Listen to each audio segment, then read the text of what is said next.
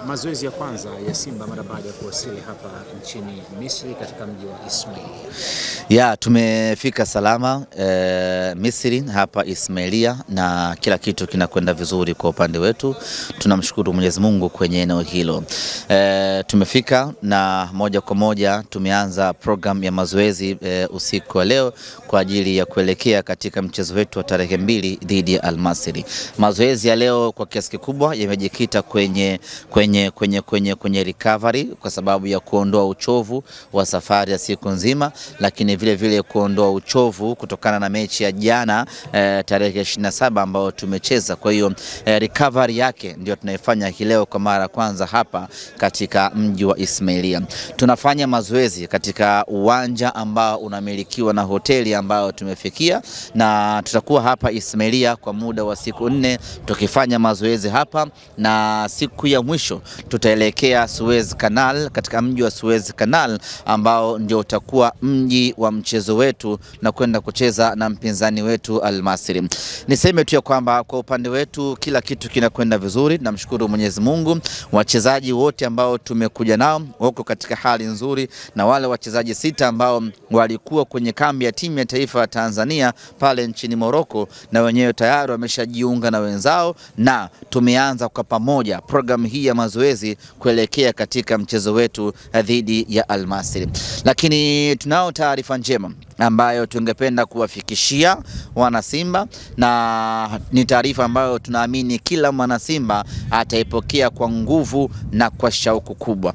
Taarifa yenyewe ni kuhusiana na mabadiliko, ama taarifa yenyewe ni kuhusiana na kuruhusiwa kutumia uwanja Benjamin Mkapa katika mchezo wetu wa marudiano robo finali dhidi ya Al Masry. Awali ilitoka taarifa ya kwamba uwanja Benjamin Mkapa umefungiwa mpaka utakapokidhi vigezo.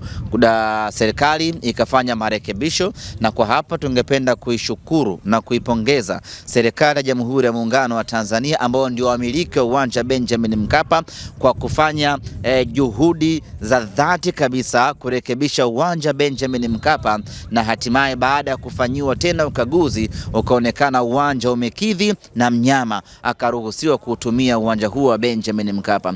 Tunao furaha kwa sababu uwanja Benjamin Mkapa ni machinjio ya mnyama, ni sehemu ambayo mnyama akiwa akiutumia uwanja huo hupata nguvu ya ziada. Kwa hiyo kama tungecheza mchezo wetu nje ya uwanja Benjamin Mkapa, maana yake tungekosa nguvu yetu ambayo tuko nayo siku zote. Kwa hiyo nipende kuambia wana Simba ya kwamba mnyama anarejea katika uwanja Benjamin Mkapa. Tufanye maandalizi yote kwa ajili ya mchezo huo wa tarehe 9 ya mwezi wa 4. Tiketi zimeshaanza kuuzwa, watu waanze kununua kuanzia hivi sasa, na nichukue nafasi hii vile vile kuwapongeza matawi ya mikoani. Tayari ameshaanza harakati kwa ajili ya kukusanya watu kuleta Benjamin Mkapa. Tuendelee kuhamasishana kwenye matawi mbalimbali, tuendelee kukusanya nauli zetu. Tarehe 9 tunataka uwanja Benjamin Mkapa ujae mashabiki. Kwa nini tunataka mashabiki wajae?